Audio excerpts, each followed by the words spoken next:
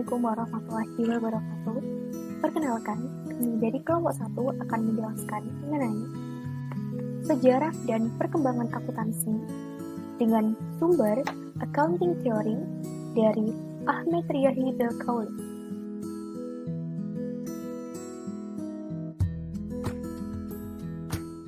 Assalamualaikum warahmatullahi wabarakatuh. Perkenalkan, kami dari kelompok 1 akan menjelaskan mengenai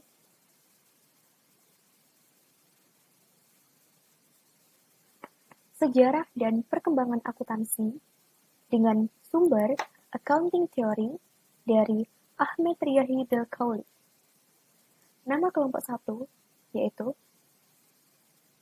pertama, Aini Wahini Putri NIM 048, Nur Aini Rimadhani NIM 057, Sri Wilujeng Rizky Amalia NIM 049, Alvina Tizata Rizky NIM 069, Maulidia Ningtyas NIM 078. Pertama, saya akan menjelaskan mengenai pengertian teori akuntansi. Teori sendiri itu merupakan sesuatu yang dihasilkan dari suatu metode ilmiah yang bersifat ideal, yang bersifat abstrak. Sedangkan teori akuntansi itu merupakan suatu konsep, definisi, atau dalil yang memberikan gambaran dari fenomena akuntansi secara sistematis. Di sini, teori akuntansi itu menghubungkan antara variabel satu dengan variabel yang lainnya sehingga dapat memprediksi kejadian di masa depan yang akan kejadian di masa depan.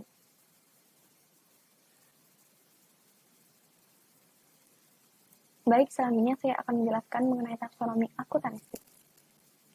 Taksonomi akuntansi dibagi menjadi 3 hal, yaitu akuntansi sebagai seni, akuntansi sebagai sains, dan akuntansi sebagai teknologi.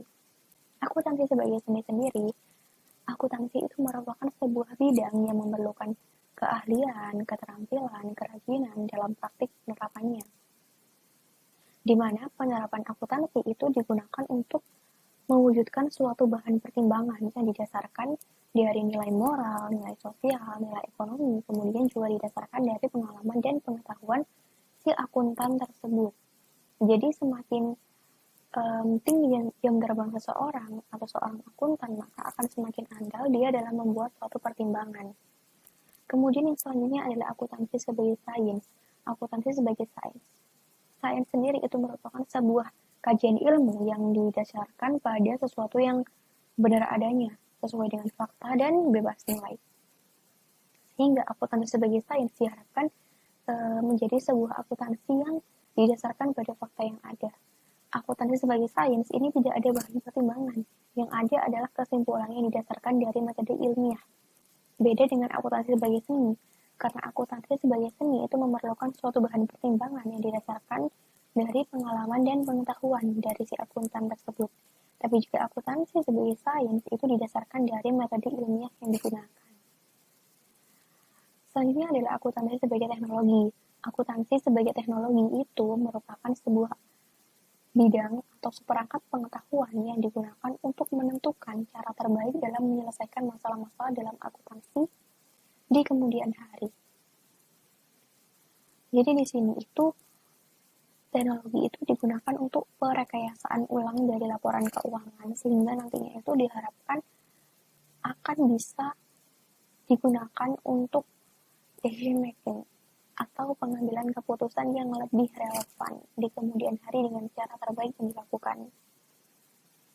Selanjutnya yaitu manfaat penalaran logis yang dituangkan dalam bentuk kerangka konseptual. Jadi akuntansi sebagai teknologi tadi kan ada perekayasaan laporan keuangan, di mana perekayasaan laporan keuangan itu dituangkan dalam suatu kerangka konseptual. Manfaat penalaran logis dalam kerangka konseptual itu sendiri yaitu ada 4 macam. Yang pertama, acuan evaluasi praktik akuntansi berjalan. Jadi di sini, akuntansi itu digunakan sebagai evaluasi praktik. Jika tahun sebelumnya akuntansi masih menggunakan sistem-sistem yang manual, namun dengan adanya teknologi, maka di tahun selanjutnya akan menggunakan teknologi atau praktik-praktik akuntansi yang lebih modern, yang lebih baik sehingga lebih mudah untuk dilakukan. Sehingga di sini akan dijadikan sebagai bahan evaluasi. Apa sih kekurangannya dari akuntansi di tahun sebelumnya dengan tahun sekarang? Kemudian Selanjutnya adalah haluan pengembangan praktik baru. Haluan pengembangan praktik baru ini akuntansi sebagai teknologi itu digunakan sebagai karena adanya teknologi pastinya akan menghasilkan sesuatu yang lebih mudah, sesuatu yang lebih efisien, sehingga dengan sebelumnya apabila digunakan sistem yang manual, maka akan dilakukan praktik yang itu saja karena sistemnya adalah manual. Jadi kita tuh tidak bisa mengeksplor praktik-praktik baru yang ada. Tapi dengan teknologi yang ada, maka akan bermunculan praktik-praktik baru yang akan memudahkan dalam menggunakan atau dalam mengelola akuntansi sendiri. Kemudian yang selanjutnya adalah basis perbaikan praktik berjalan. Basis perbaikan praktik berjalan ini hampir sama dengan haluan pengembangan praktik baru. Dari adanya teknologi sehingga diharapkan seiring berjalannya waktu, maka praktik tersebut akan menimbulkan praktik yang lebih efisien, praktik-praktik baru yang lebih baik, sehingga akan dihasilkan laporan keuangan juga yang lebih baik juga. Kemudian yang selanjutnya adalah pedoman pemecahan masalah potensial. Di sini teknologi itu digunakan sebagai pemecah masalah potensial. Kenapa? Karena jika sebelumnya dengan sistem manual, data-data itu tidak disimpan dengan rapi karena tidak diolah oleh sistem. Jadi pasti ada human error. Tapi jika diolah dengan teknologi, maka data tersebut akan rapi sesuai dengan sistem atau sesuai dengan kemauan yang ada. Sesuai dengan kemauan yang dimau.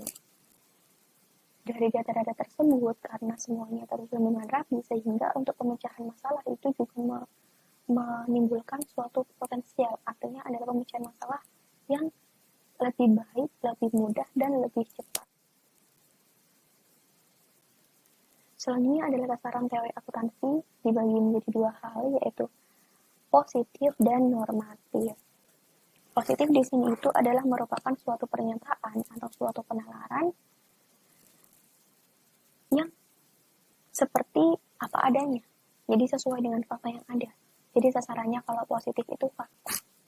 Misal, apakah informasi aliran arus kas di suatu perusahaan sudah disajikan dengan benar? Maka sasarannya adalah fakta. Fakta apakah aliran tersebut bisa disajikan dengan benar? Fakta apakah aliran kas tersebut sesuai dengan yang ada? Jadi intinya sasarannya adalah fakta. Kemudian atau apakah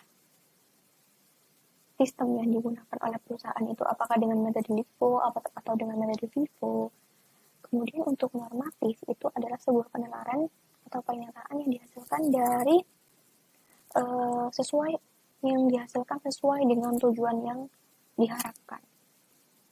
Di sini itu fokus atau sasarannya itu pada nilainya. Jadi apakah aset tetap tersebut telah dikapitalisasi, kapan sewa guna harus dikapitalisasi, apakah aset tersebut telah didepresiasi, apakah aset tersebut telah ditetapkan berdasarkan nilai buku atau nilai wajar. Jadi intinya sasarannya itu adalah pada nilai aset tersebut. Akan seperti apa di tahun sekarang? Tuh. Kemudian yang selanjutnya adalah pendekatan penalaran. Pendekatan penalaran itu dibagi menjadi dua, yaitu deduktif dan induktif. Deduktif di sini itu adalah suatu menyatakan pernyataan, kesimpulan, konsep umum yang didasarkan pada sesuatu yang telah disepakati dengan benar atau sesuatu yang dianggap benar. Tapi kalau induktif itu adalah menyatakan suatu pernyataan, kesimpulan, konsep umum yang didasarkan pada kejadian atau fakta yang ada. Jadi kalau induktif itu lebih ke sesuatu kejadian yang telah diamati. Tapi kalau deduktif itu mengarah pada intuisi manusia. Karena yang menganggap benar adalah manusia, bukan sesuai dengan fakta yang ada.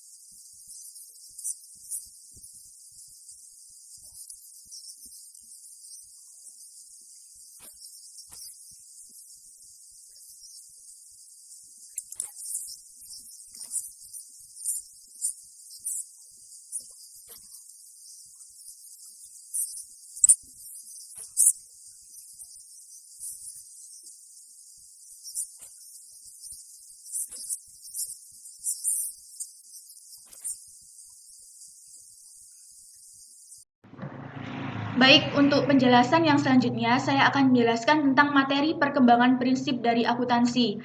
Perkembangan prinsip akuntansi yang akan saya jelaskan yakni yang terjadi pada internasional Amerika Serikat maupun yang ada di Indonesia itu sendiri. Sebelumnya, apakah kalian sudah mengerti pengertian dari prinsip akuntansi? Prinsip akuntansi ialah segala ideologi, gagasan, asumsi, konsep, postulat, kaidah, prosedur, metode, dan teknik akuntansi yang tersedia, baik itu secara teoritis dan praktis yang berfungsi sebagai pengetahuan. Kemudian perkembangan prinsip akuntansi yang terjadi di internasional atau Amerika Serikat ini terjadi dalam 4 fase. Fase yang pertama yakni fase kontribusi manajemen yang terjadi pada tahun 1900 sampai dengan 1933. Fase yang kedua yakni fase kontribusi institusi yang terjadi pada tahun 1933 sampai dengan 1959. Fase yang ketiga yakni fase kontribusi profesional yang terjadi pada tahun 1958 sampai dengan 1979. Dan fase yang terakhir, fase yang keempat yakni fase politisasi yang terjadi pada tahun 1973 sampai dengan sekarang. Untuk fase yang pertama, yakni fase kontribusi manajemen yang terjadi pada tahun 1900 sampai dengan 1933, pada fase ini ditandai dengan manajemen itu memiliki kendali penuh atas pemilihan informasi keuangan yang diungkapkan dalam laporan tahunan. Pengaruh manajemen dalam membentukkan teknik-teknik akuntansi muncul dari meningkatnya jumlah pemegang saham dan peranan ekonomik yang dominan yang dimainkan oleh korporasi industri setelah tahun 1900. Penyebaran kepemilikan saham memberi peluang bagi manajemen untuk sepenuhnya mengendalikan bentuk dan isi ungkapan dari akuntansi itu sendiri. Intervensi-intervensi manajemen dicirikan oleh penyelesaian-penyelesaian yang bersifat ad hoc terhadap masalah-masalah yang mendesak dan kontroversial. Ketergantungan pada inisiatif manajemen menimbulkan konsekuensi yang dikarenakan ciri pragmatis solusi yang diadopsi. Sebagian besar itu teknik akuntansi tidak memiliki dukungan teoritis. Fokusnya adalah pada penentuan income kena pajak, minimasi pajak income. Teknik yang diadopsi didorong oleh keinginan untuk meratakan earnings. Masalah-masalah kompleks dihindari dan solusi berdasarkan kebijaksanaan diadopsi. Perusahaan yang berbeda mengadopsi teknik akuntansi untuk masalah yang sama.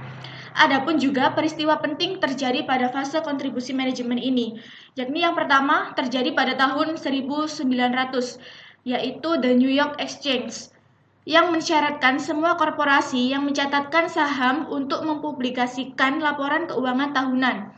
Tahun 1917 itu mendirikan Board of Examiners untuk membuat ujian CPA yang seragam. Pada tahun 1920 itu terjadi peningkatan dalam standar pelaporan.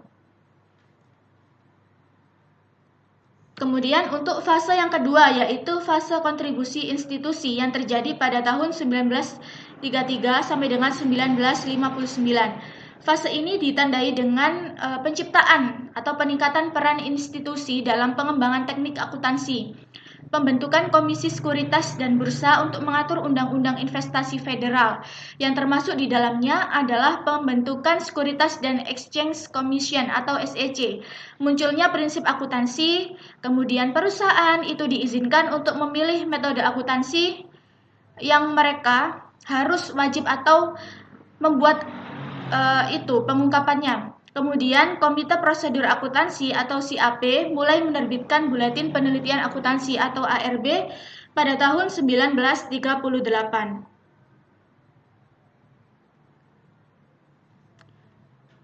Adapun juga peristiwa penting terjadi pada fase kontribusi institusi, yakni pada tahun 1934 itu terjadi Kongres Pembentukan SEC untuk melaksanakan berbagai peraturan investasi federal. Komite AICPE bekerja sama dengan Bursa Saham mengusulkan solusi umum kepada Komite NYSE, yaitu membiarkan setiap korporasi bebas untuk memilih metode akuntansinya sendiri dalam batas yang sangat luas, tetapi mensyaratkan pengungkapan metode yang digunakan dalam konsistensi penerapan mereka dari tahun ke tahun. Kemudian pada tahun 1957 sampai dengan 1959 itu ditandai dengan adanya kritik intensif terhadap CAP.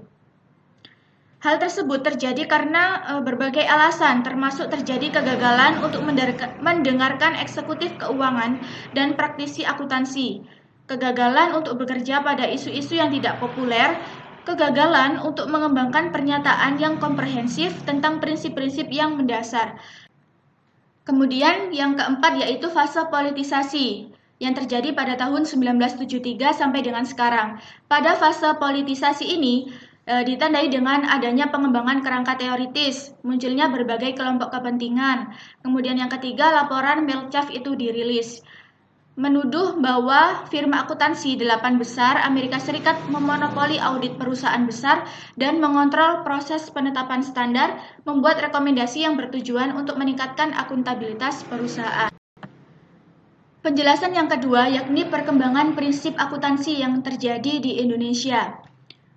Perkembangan standar akuntansi Indonesia mulai dari awal sampai dengan saat ini yang menuju konvergensi dengan IFRS adalah sebagai berikut. Yang pertama, pada masa penjajahan Belanda di Indonesia, Indonesia memakai standar akuntansi Belanda, Sound Business Practice.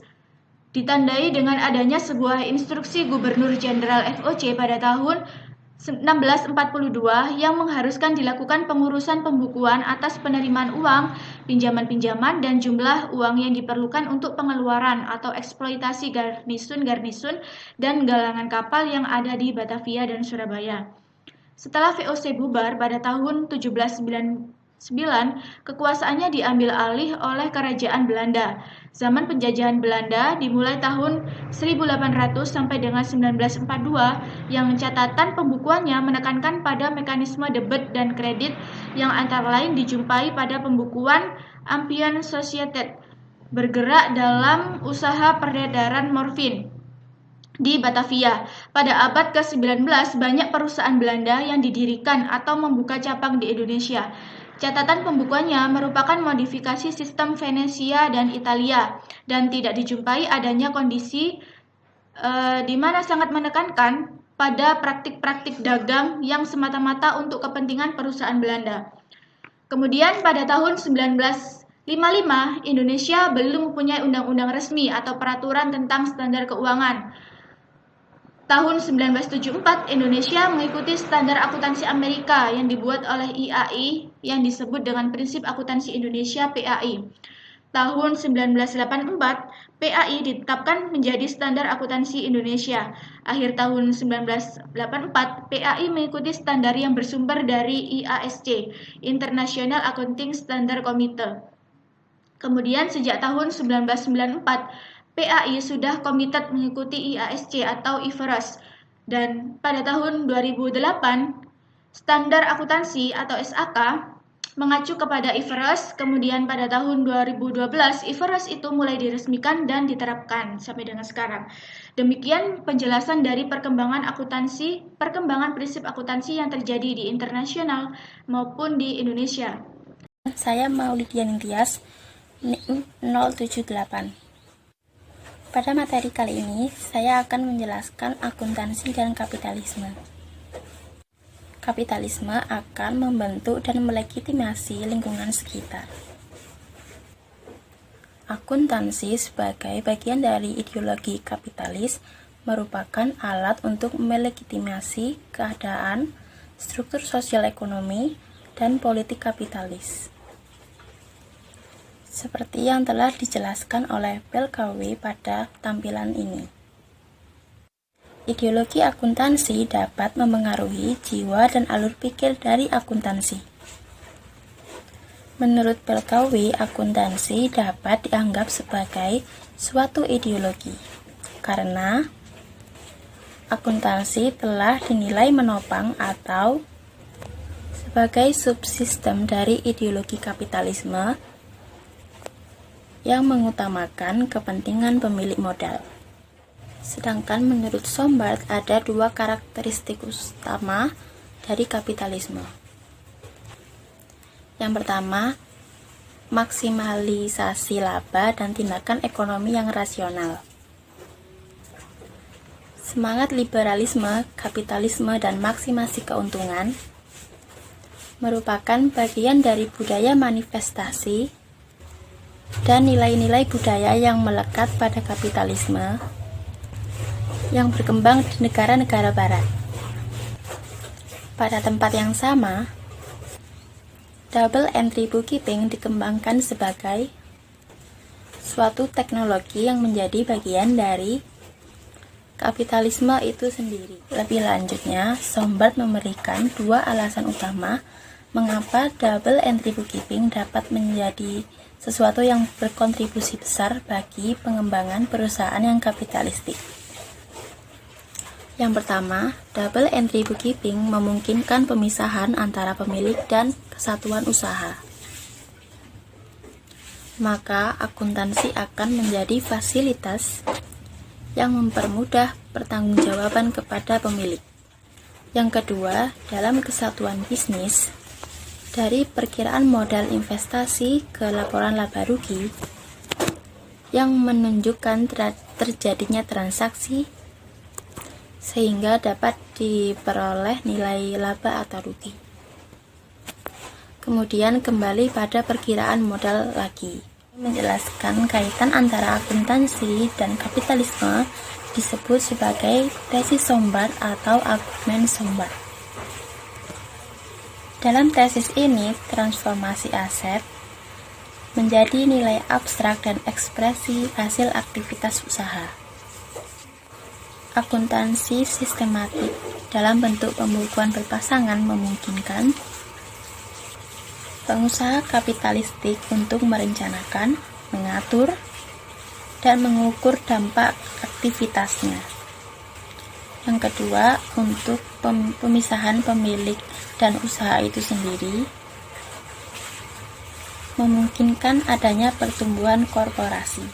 Sedangkan bukti historis yang disediakan Yamei mengindikasikan bahwa pengusaha tidak menggunakan sistem tata buku berpasangan untuk mengikuti perkembangan profit dan modal,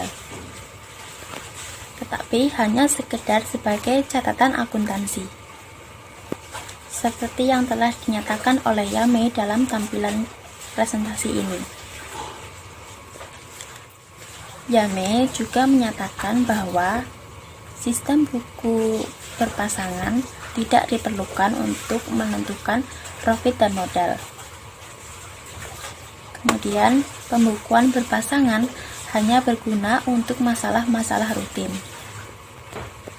dan tidak berguna untuk pemilihan peluang yang tersedia bagi para pengusaha. Perbedaan antara Sombart dan Yamei terletak pada interpretasi atas signifikansi teknik pembukuan berpasangan dan penggunaan awal catatan tata buku berpasangan. Baik, selanjutnya saya akan menjelaskan mengenai relevansi sejarah akuntansi. Di sini perlu dipahami lebih dulu pengertian dari sejarah akuntansi sendiri. Sejarah akuntansi itu merupakan sebuah studi atas evolusi yang terjadi pada pemikiran praktik-praktik dan institusi akuntansi sebagai respon dari perubahan-perubahan lingkungan dan kebutuhan sosial, di mana sejarah akuntansi ini sangat mempengaruhi lingkungan sosial yang ada. Dengan sejarah akuntansi, maka akan menimbulkan atau kita bisa memahami lingkungan kita atau masa sekarang itu lebih baik daripada sebelumnya. Sehingga dengan kita bisa memahami lingkungan kita sekarang lebih baik, kita akan bisa memberikan evaluasi, memberikan penilaian apa yang kurang, apa yang perlu diperbaiki dari masa lalu, sehingga sekarang kita itu bisa menimbulkan atau mewujudkan praktik-praktik akuntansi yang baru dan akan lebih baik untuk kedepannya lagi. Kaitan sejarah akuntansi dibagi menjadi 3 macam, yaitu kaitan terhadap pedagogi, kaitan terhadap perspektif kebijakan, kaitan terhadap praktik akuntansi. Di sini, kaitan sejarah akuntansi terhadap pedagogi sendiri adalah bahwa sejarah akuntansi pada pedagogi itu memberikan suatu pemahaman baru terkait mengenai bidang akuntansi, bahwa bidang akuntansi itu merupakan salah satu ilmu sosial. Beberapa contoh relevansinya adalah Contoh, akuntansi itu merupakan sebuah ilmu yang dihasilkan dari tradisi yang turun-menurun.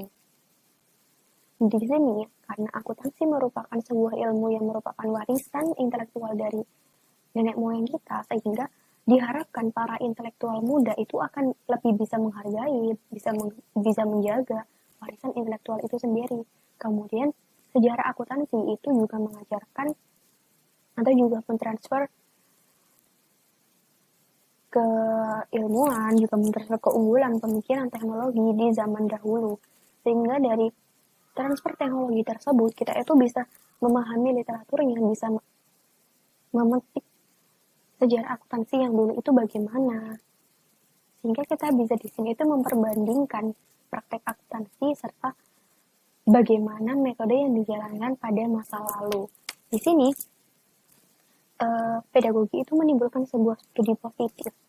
Studi positif itu bisa hilang dan juga tidak bisa hilang.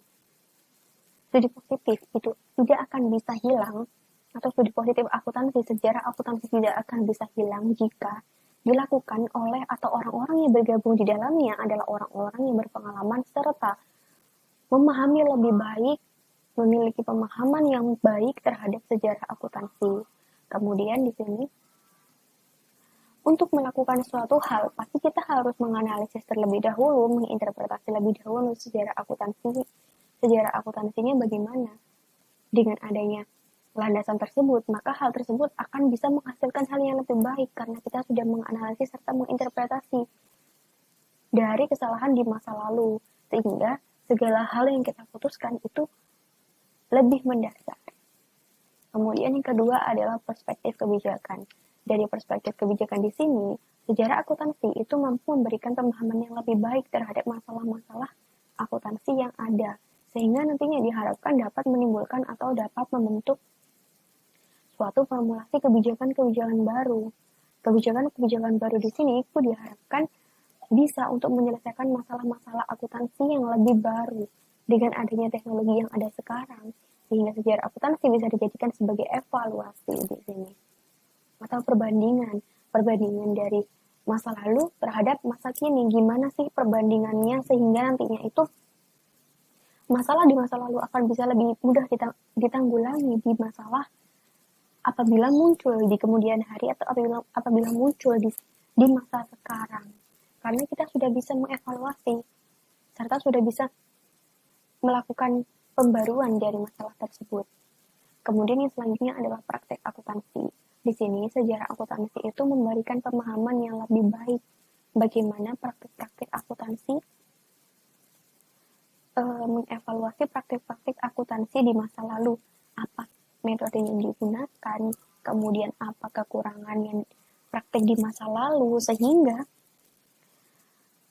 dengan adanya evaluasi serta perbandingan di masa lalu, kita akan menghasilkan praktek-praktek yang lebih baik di kemudian hari, menghasilkan praktek-praktek yang ditunjang oleh teknologi di masa sekarang.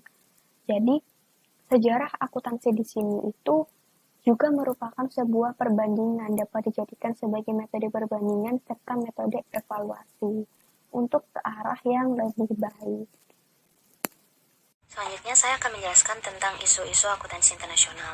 Menurut Berit dan beberapa penulis lain memberikan klarifikasi bahwa ada 3 konsep utama untuk mendefinisikan akuntansi internasional. Yang pertama, akuntansi untuk induk perusahaan, anak perusahaan di luar negeri, atau akuntansi untuk anak perusahaan. Nah, konsep ini memperkecil akuntansi internasional ke dalam proses pengonsolidasian akun-akun dari induk perusahaan dan anak-anak perusahaan, serta mentranslasikan mata uang asing ke dalam mata uang lokal. Untuk yang kedua, ada akuntansi komparatif atau internasional. Untuk konsep dari akuntansi komparatif atau akuntansi internasional mengarahkan akuntansi internasional kepada studi dan pemahaman atas perbedaan-perbedaan nasional di dalam akuntansi. Tidak ada ekspektasi untuk membuat satu kumpulan prinsip yang sempurna atau berlaku secara universal. Variasi-variasi ini terjadi karena adanya perbedaan pengaruh geografis, sosial, ekonomi, politik, dan hukum. Nah, untuk yang ketiga, ada akuntansi universal atau dunia. Konsep dari akuntansi universal atau dunia merupakan konsep yang paling luas lingkupnya. Tujuannya adalah untuk mendapatkan satu standarisasi lengkap atas prinsip-prinsip akuntansi secara internasional. Selanjutnya adalah harmonisasi standar akuntansi. Nah, Harmonisasi menjadi suatu bagian yang penting untuk menghasilkan komunikasi yang lebih baik atas suatu informasi agar dapat diartikan dan dipahami secara internasional. Menurut Wilson, istilah harmonisasi sebagai kebalikan dari standarisasi memiliki arti sebuah rekonsiliasi atas berbagai sudut pandang. Harmonisasi memiliki beberapa manfaat, yaitu yang pertama, dapat mengurangi biaya penyiapan untuk negara-negara yang belum terdapat suatu standar kodifikasi akuntansi dan audit yang memadai. Untuk yang kedua, internasionalisasi yang berkembang dari perekonomian dunia dan meningkatnya saling ketergantungan dari negara-negara dalam kaitannya dengan perdagangan dan arus investasi internasional. Yang ketiga, para pemasok modal di dalam dan luar negeri cenderung mengandalkan diri pada laporan keuangan dan mengambil keputusan investasi dan pinjaman. Di samping dari manfaat harmonisasi memiliki beberapa batasan. Nah, ada 3 batasan pada harmonisasi. Untuk yang pertama adalah batasan pada pemungutan pajak. Hal ini dikarenakan sistem pemungutan pajak berbeda secara internasional. Hal itu dipengaruhi oleh segi ekonomi, politik, budaya, dan yang lainnya. Untuk yang kedua adalah sistem politik dan atau ekonomi. Karena hanya terdapat sedikit harapan untuk memiliki satu sistem ekonomi yang tunggal secara internasional. Yang ketiga, adanya persyaratan lisensi nasional yang ketat. Beberapa rintangan bagi harmonisasi internasional diciptakan oleh akuntan sendiri melalui persyaratan lisensi nasional yang ketat. Sekian presentasi dari kelompok kami. Kurang lebihnya mohon maaf. Wassalamualaikum warahmatullahi wabarakatuh.